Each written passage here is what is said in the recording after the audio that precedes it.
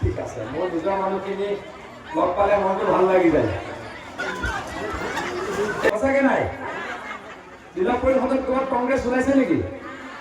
আঞ্চলিক পঞ্চায়তত নাই ওলোৱা। আৰু ৱাৰ্ড মেম্বাৰবিলাক কিন্তু আমাৰ সমৰ্থিত প্ৰাৰ্থী আছে, হয়নে? ঠিক আছে, মই বহুত দীঘলীয়াকৈ নকওঁ। মই যামগৈ এতিয়া লাহৰীঘাটলৈ। লাহৰীঘাট মই বিশেষ অসুবিধা হোৱা নাই বাৰু, বিপদে আপদে চাই আছোনে নাই?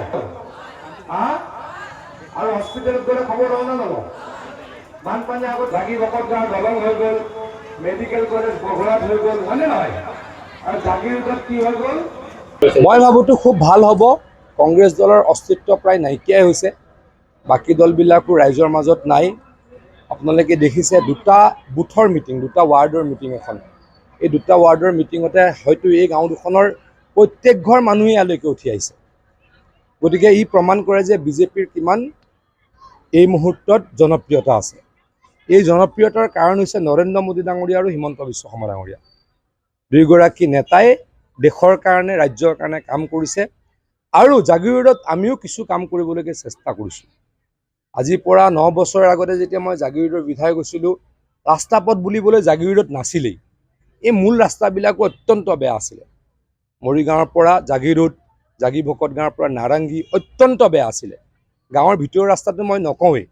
আজি গোটেই ৰাস্তাবিলাক ভাল হ'ল। জাগিৰোড সমষ্টিটো অত্যন্ত এটা বানবিধ্বস্ত সমষ্টি আছিল। এতিয়া বানপানী আমি নাইকিয়া কৰিলোঁ।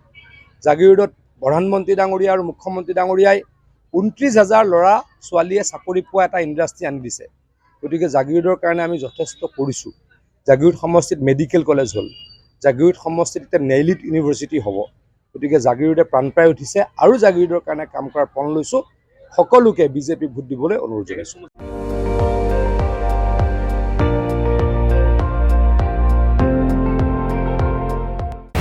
আপুনি চাই আছে ND24, সৰ্বশ্ৰেষ্ঠ নহয় সৰ্বোত্তমৰ দৌৰ।